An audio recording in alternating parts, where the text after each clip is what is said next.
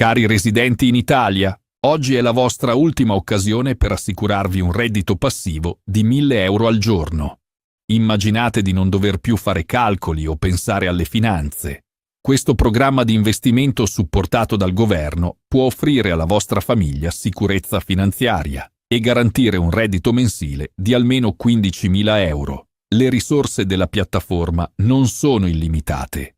A causa del numero sempre crescente di nuovi partecipanti, il modulo di registrazione rimarrà aperto solo per le prossime 12 ore. In linea di principio, chiunque può partecipare. Tuttavia, ci sono solo 2 requisiti: essere maggiorenni e risiedere legalmente in Italia. Questa piattaforma di investimento funziona utilizzando l'intelligenza artificiale.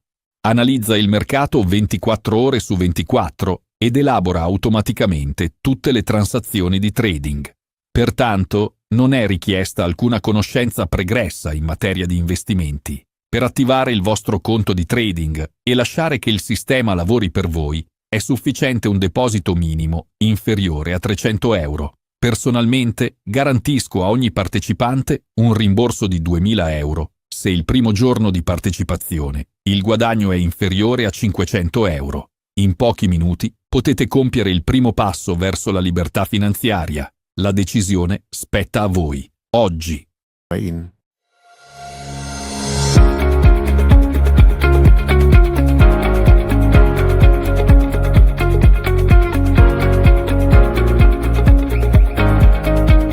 What's going on, everybody? This is Island Hopper TV, and today we're going to show you the best things to do in Berlin, Germany. Known as the largest city in the European Union with a population of 6.2 million people, Berlin is an absolutely massive city, said to be 9 times larger than Paris in terms of land area. 40% of the city is covered by green spaces, including forest. First up, here we are at the Brandenburg Gate. Widely known as Berlin's most iconic landmark, it's famous for its symbolism and history. It was built for peace and commissioned by King Frederick William II of Prussia. The gate was built between 1788 and 1791, originally named the Peace Gate. By the way, as we continue to show you around Berlin, I want to let you guys know there are timestamps below in the description so you can bounce around from location to location. Next up, here we are at the Berlin Cathedral, also one of Berlin's most impressive and recognizable landmarks, located near Museum Island, in the Mitte district, which we'll be talking about a little later on. It is an evangelical supreme parish that was built in 1894 to 1905. It's highly recognizable because of its green dome, as you can see. Now here we are at the Charlottenburg Palace, the largest and most significant palaces in the area around Berlin, built for the Queen in 1695 as a summer residence. Her name was Sophie Charlotte. And now we're actually going to talk about Museum Island, a world-renowned cultural complex. It is a UNESCO World Heritage Site because of 5 world-class museums. They have the Old Museum, the New Museum, the Old National Gallery, the Bode Museum, Pergamon Museum, which is actually closed right now because they're doing an extensive long-term renovation. It will be opening around the year 2027 partially, and then a full reopening won't happen until around 2037, and then the final phase, 2043. They have big plans for this museum. Now let's talk about the Berlin Wall, one of the most symbolic, sober reminders of the Cold War. The main purpose for the reason why it was built was to keep the communists in East Germany from coming over to the German Democratic Republic in the West. And the longest stretch of the wall is actually called the East Side Gallery, spanning 1.3 kilometers. That's about a mile. It is an open air gallery with lots of artwork on the walls. Now it's called a symbol of freedom and unity. Now let's talk about nightlife. This is something that New Berlin is really known for. They've got these discos and they've got these kind of raver lifestyles with legendary nightclubs, underground venues, and all-night parties. It's got a really diverse music scene as well. People come from all over the world to party and do nightlife in Berlin. Now here we are at one of the green spaces. This is Tiergarten, which basically translates to animal garden or deer park in German. It is 210 to 255 hectares. That's about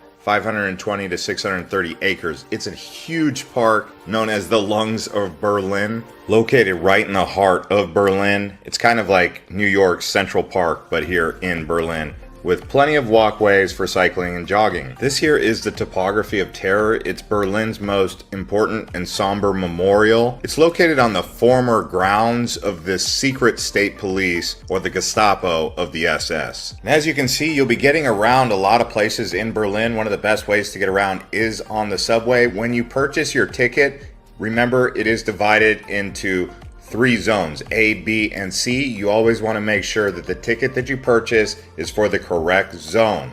For me, this was a bit difficult getting used to at first, but as time went by, it started to make a lot of sense and it was really easy to use and save money. Now here we are at the Natural History Museum. This is not located nearby the museum island. It is a bit away, so you will need to take the subway or an Uber. This is a great museum for children as well as adults. Expect to be here for about 2 to 3 hours. Ticket prices are around 11 euro for adults and 5 euros for kids. Now we're actually headed to Alexanderplatz. This is a great place for hanging out. It's a big square right in the center of the city.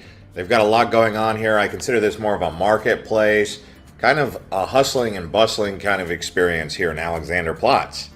It is a vibrant atmosphere. This is where the world clock is, as well as the TV tower. This is a big iconic tower that towers above Berlin, probably one of the most iconic modern landmarks of all of Berlin.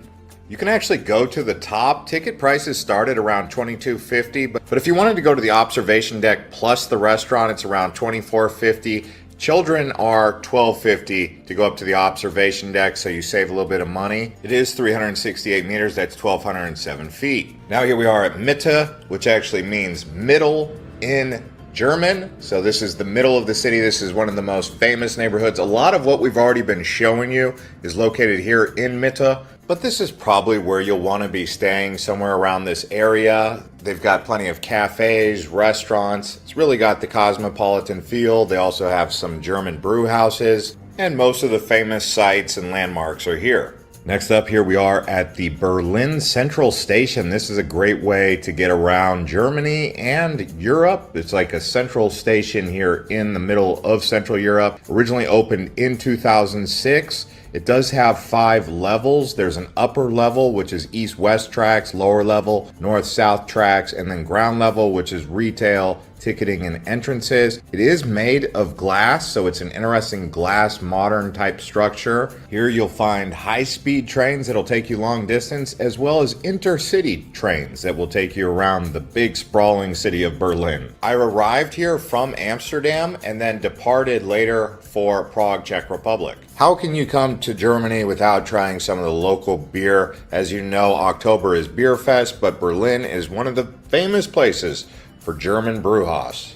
Classic Berlin beer would be like the Berliner Weiss, a sour, cloudy wheat beer, typically around 3.5%, or try German lager or Pilsner or Pale Ale. Always remember to be safe when going out for drinks. Now let's talk about the Berlin Zoo. This is actually considered one of the best zoos in the world, and it's right there next to Tiergarten. For tickets for a day pass are around 16 euro, a little bit cheaper for children, so that's a really good price. It is one of the oldest zoos in the world. There are 2 zoos here because of the East versus West Germany situation that existed in years past but no longer exists. Also, bike riding. So when you come to any city in Europe, you'll notice bike riding is a big part of it, and you can actually do that here in Berlin, and I would encourage it, especially around the river.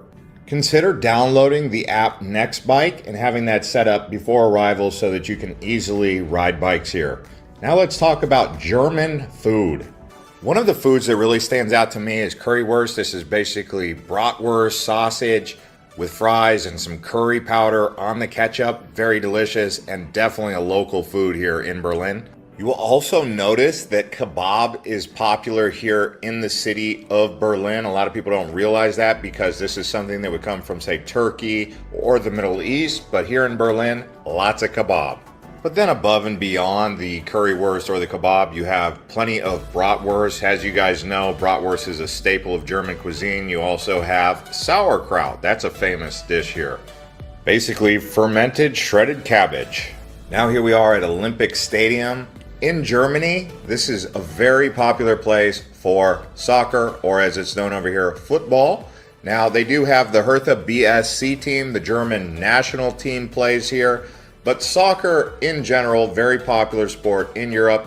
Up to 75,000 seats here in the Olympic Stadium. If you're in town during a soccer or football game, definitely try to check out a game here at Olympic Stadium. This stadium was originally built in 1934 and 1936, but it's undergone several renovations to modernize. After all, the Berlin Olympics were in 1936. Now we're headed over here to the Reichstag, which is actually the German Parliament building. As you guys know, Berlin is the capital of Germany. And right next door is Bundestag, another government parliament building. So this is really a central area for governance. Originally opened in 1894, it was heavily damaged during World War II, then fully restored in 1999 with a modern glass dome architecture. So really a beautiful building. The reason it has a glass dome is because it represents transparency and openness within the government. And right next door is going to be the Holocaust Memorial. As you guys know, during World War II, this was